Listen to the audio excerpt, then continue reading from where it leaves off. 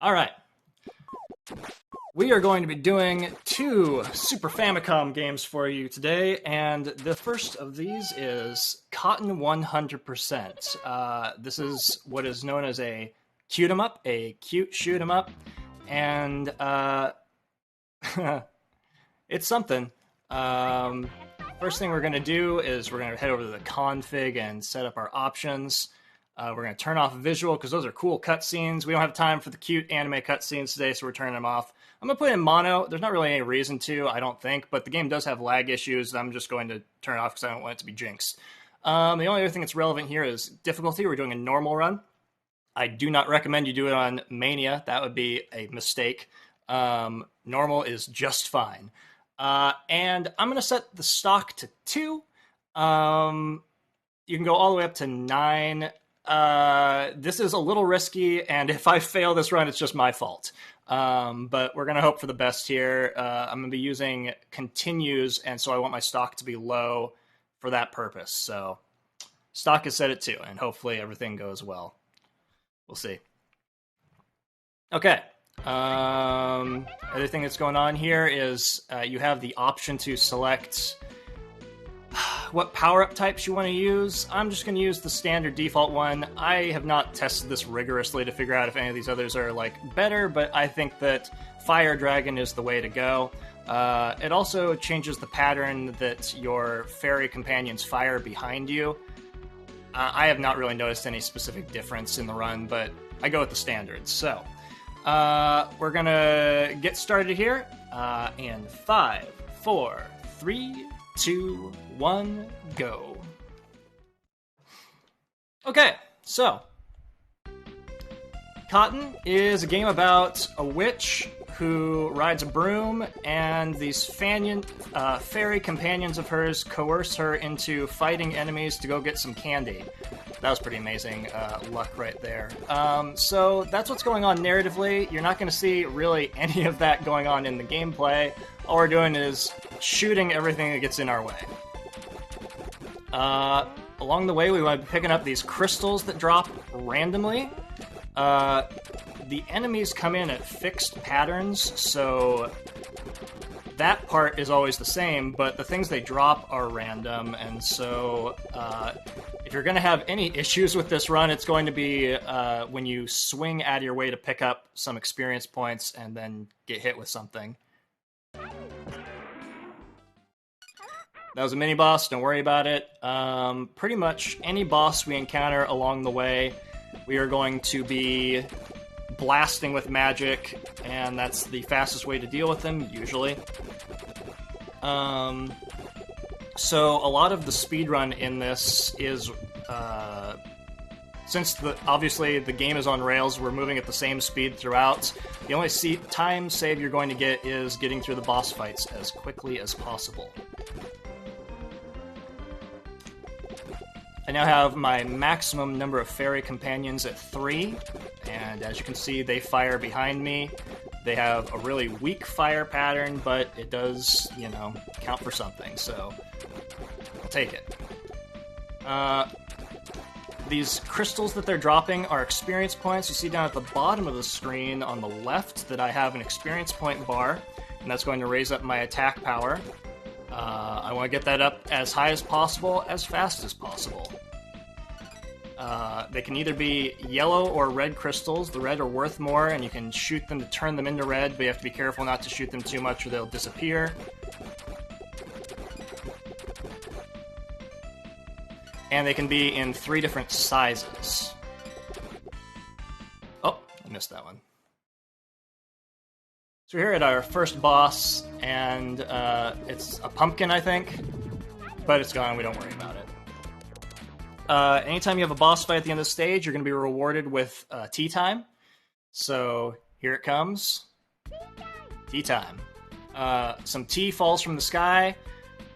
This is not really relevant to anything, but I like to just try to practice my movement by trying to avoid them. If you successfully avoid all of them, you get bonus points, but we don't really want the bonus points, so I do want to grab at least 1 tea. Grab that one.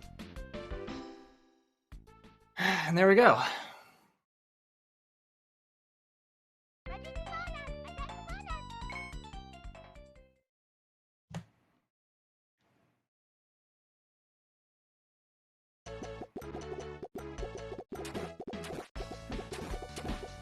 So one thing you will notice about this game is it has very cutesy vibes going on. I'm going to try to just not shoot here because we get some lag whenever I shoot. There we go. Those pumpkins, I guess, are just really processor intensive, and the Super Nintendo has a hard time dealing with it, so we just try to reduce the lag there. There are a couple places in the game, like, for the most part, it doesn't lag down at all, despite all the things that are going on the screen, but there are a couple places where you just have to pay attention to what you're doing there and not go crazy.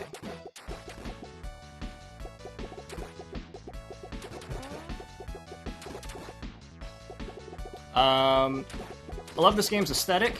It's got great music. It's very colorful, very cheery. And here we are at our second mini-boss. We just blasted with fire. I will point out that that flower wasn't doing anything to us. It was impeding our path, but like we could have just flown over the top of it. This leads me to believe that Cotton is kind of an anti-hero. She's not really... Her intentions are dubious at best. As I mentioned before, she is just out for some candy, and that's really all that she cares about. So sometimes we experience situations like that where she's just like, there's a plant, and I'm going to go ahead and just blast it. I did take a death there. Now, I do want to take some deaths along the way, because I'm getting points for killing the bosses.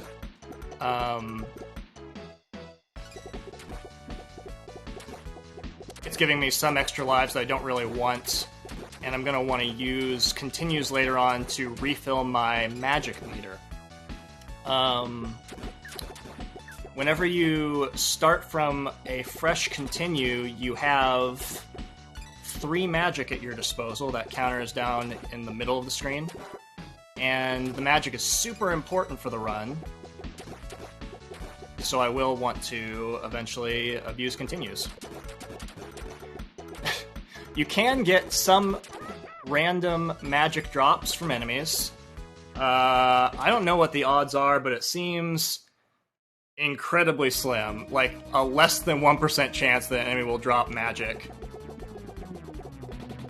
Here we are with the Snowman Boss. Again, we just blast him with fire and move on. He's not really that big of a deal. Alright, having another tea party.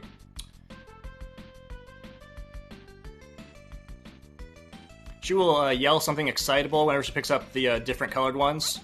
There you go.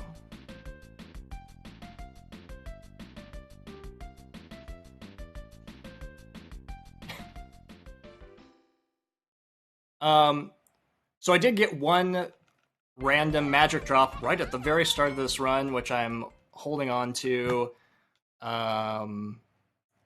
It's interesting because for the most part, this game is always the same, but those random magic drops can really make you have to reconsider your routing on the fly.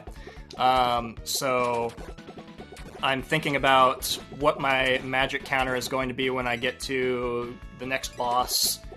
And if I get another magic drop, that'll be another, gotta think about when I need to take my intentional deaths for the continue. It's kind of interesting like that.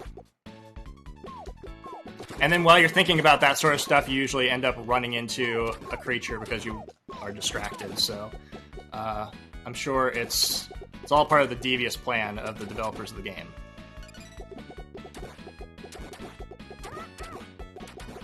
This game was developed by Success.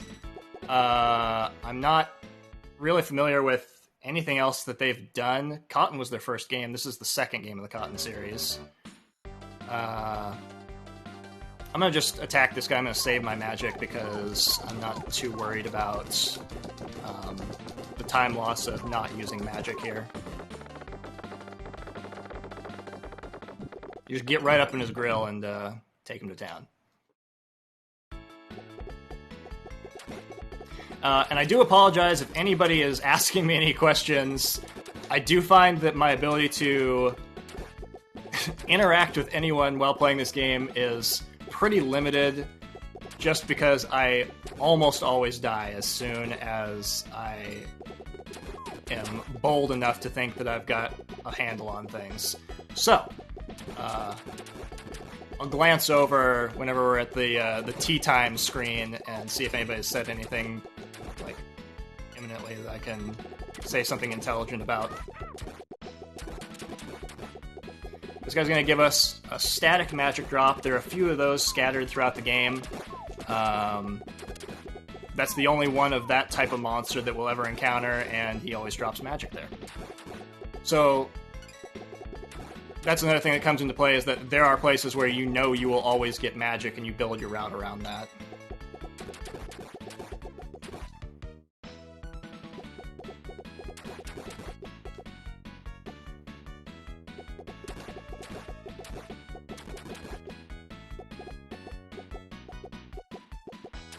Nice try, son. That's one of the places where I usually die, because there's just a lot of movement patterns that you're dealing with, and if you're not consistent about what you're doing, you can make mistakes. I am at full attack power right now, and that's great, because this boss is one of the ones where you tend to need to shoot him a lot with normal attacks. That was fantastic luck. They started on the left side. Need one of those.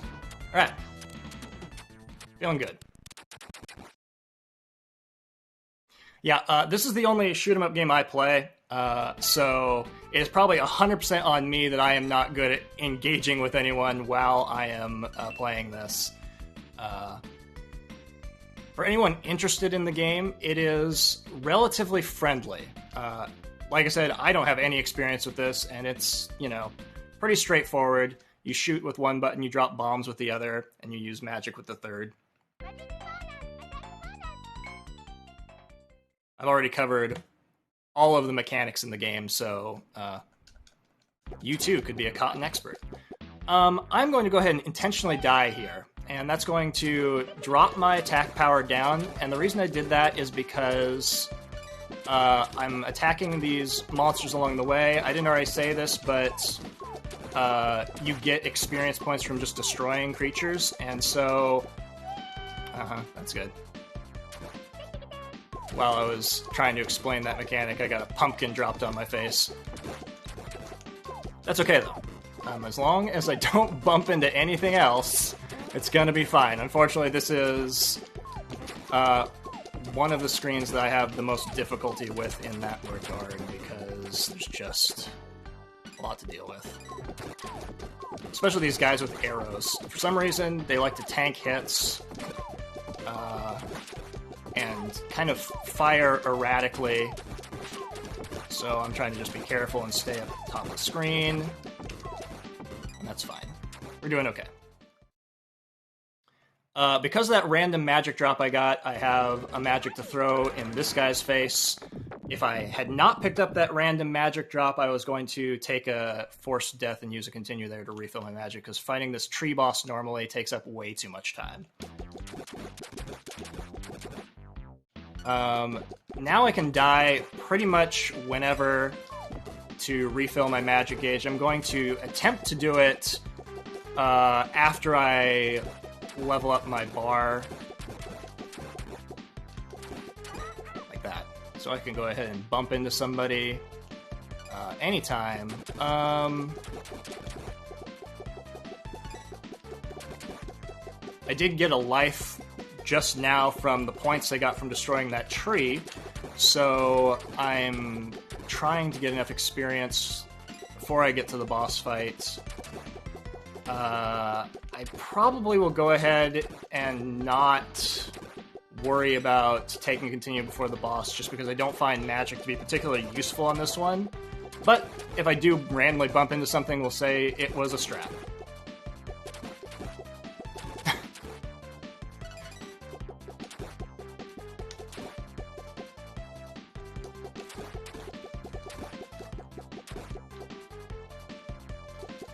These Grim Reaper enemies that you see popping up over and over here are the only things that don't have a fixed movement pattern. They will chase you, so that was a little stressful right there, but we got through it. Okay, so I'll take it. That's fine. We're just gonna mash it out on this boy.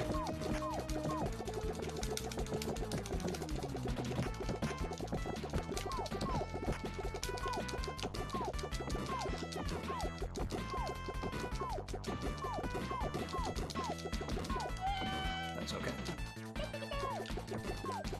And if yeah, like I said, I was gonna say, if I take a death here, I'm just gonna hop in and drop a magic on them real fast, which is totally fine with me. Wait. Wait. So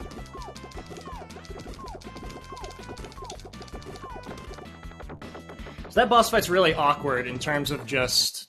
There's something going on with cycles where a lot of bosses have 2 phases, and the second phase won't start, like, you can be doing damage to it, but it, like, has a sort of interim period where if you, like, threw magic at it in the middle, nothing would happen.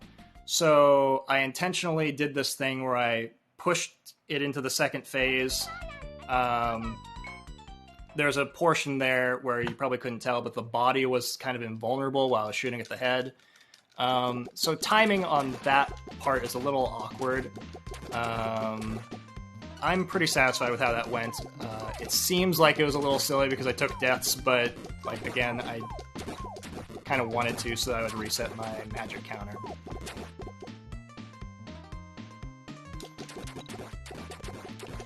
I think that this level has the worst music in the game, or at the least fitting music in the game. It's just kind of too upbeat for what's going on here.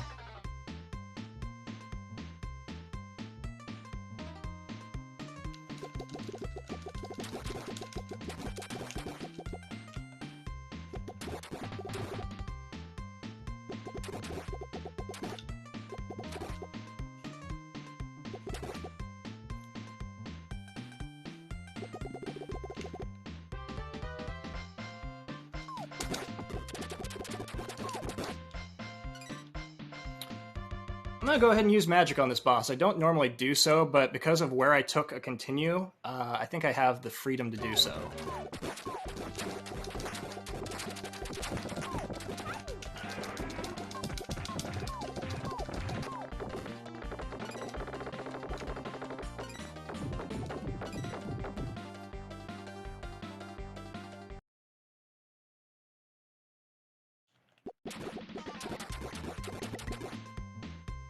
Okay, so I've got 1 magic. I'm going to use that on the boss of this area. I'm going to get a fixed magic drop somewhere in this stage. It's coming up. I have to be careful to be kind of towards the front of the screen around now. Because if I'm not, I won't be able to do enough damage to the guy when he shows up. There he is.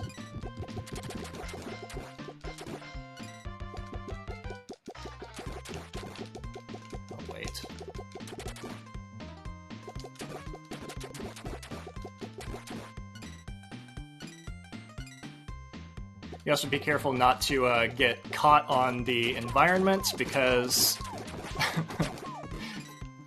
you see she kind of like jiggles around when she runs into the ground, and that can be a problem. Okay, that was fantastic.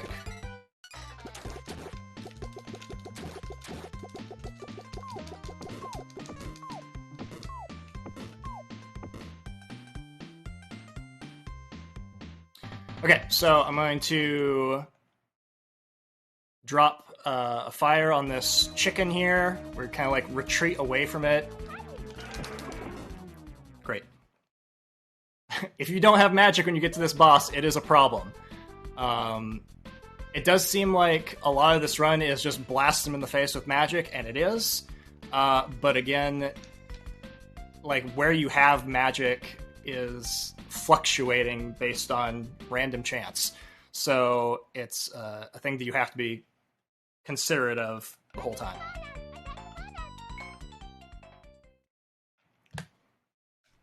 Two more stages to go. This one has the most lag because of bubbles. for some reason, bubbles are hard for the game to deal with. So that does tend to have an impact on your ability to react to things, because you think you can get away from something, and then just like your movement's just a little awkward because of the bubbles. So if I die here, you know, it happens. It happens a lot.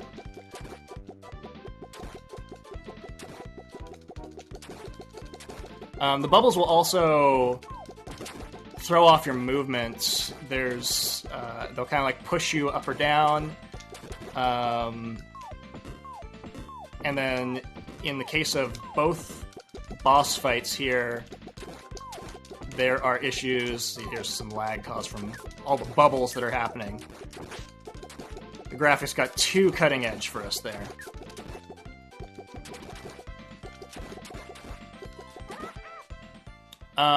There's a sort of water movement thing going on. They'll push you around here. This guy is a pain. He's got 2 phases, and I basically just need to shoot him in the face until the second phase starts. If I use magic early, it's not going to do anything. It's going to kind of like just kind of tank that hit, and we'll still be stuck in the first phase, and then we have to wait for the second. So we have to kind of put up with this and wait. And here we go. Magic.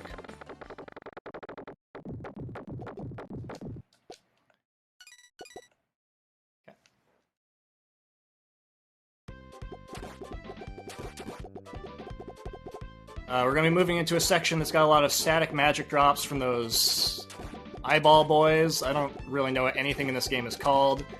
I'm sorry for disrespecting the lore. I don't know. They're eyeball boys.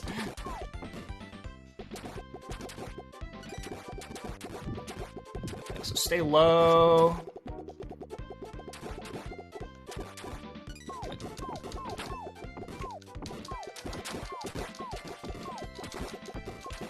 When you're dropping bombs, they drop relative to your forward momentum. That was good. I was a little worried I was going to get blasted there, but it all worked out. So if I'm pulling back on the stick and I drop a bomb, my bomb will drop closer to me. If I'm moving forward, it'll shoot farther away. All that lag. Okay, there we go.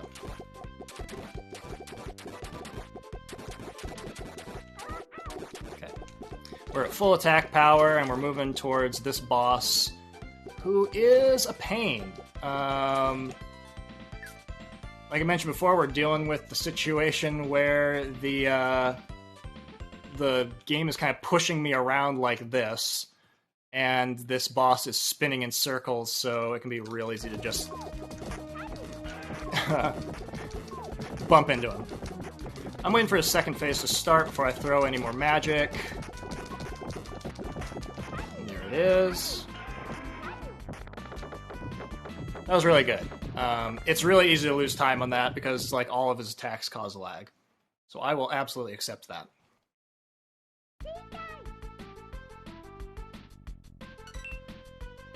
At this point, the T is dropping too fast for us to really avoid. I mean, you can, but I'm not trying to show off, so we'll take some T.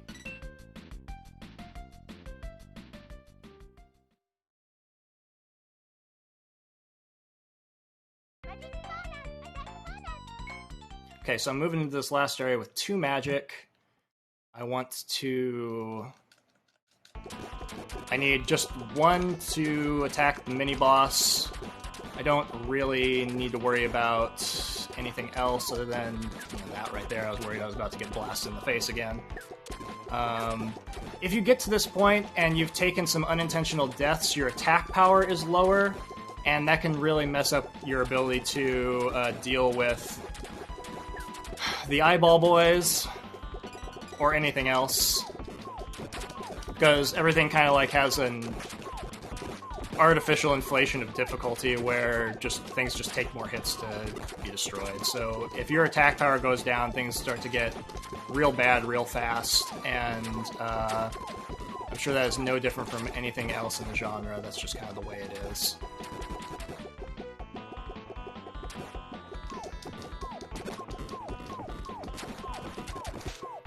If this is a place where it's really easy to die, I probably will. Oh, no, we're fine.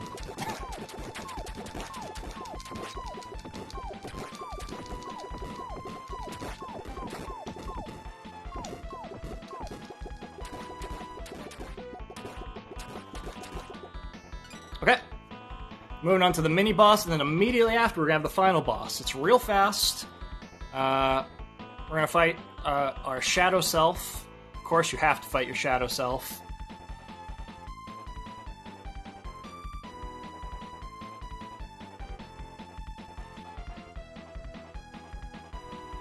It is possible that Shadow Cotton will just bump into me, because that sometimes happens, but no problems. Move up to the front of the screen so you just end this as fast as possible.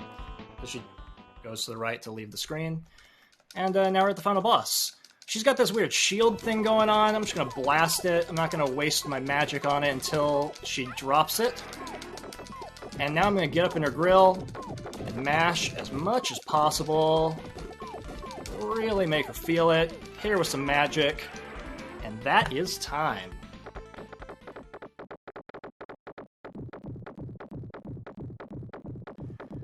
That was a very good final fight. I am very pleased with that. That is a gold split for me. That is as fast as I've ever done it.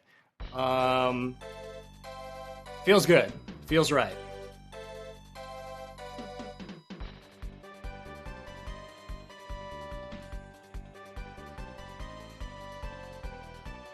In fact, that's actually my PB. Woo!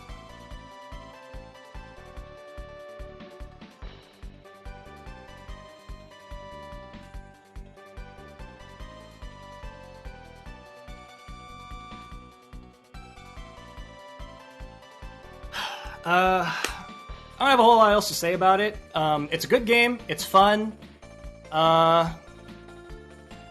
Really easy to get into. Because of the way the enemy patterns are fixed, it's pretty friendly once you get past that. And if you're just an absolute demon, you could just work up the difficulties. I wouldn't choose to play this on a harder difficulty in a marathon setting, but I'm sure someone out there is bolder than I am. So,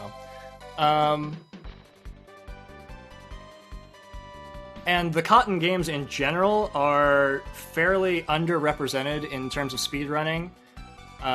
So, you know, if you think it looks cute, if you think it looks fun, go for it. I randomly stumbled into this just looking for something different to play, and, you know, I think for what it is, it's an enjoyable experience. Special thanks to Nice Guy.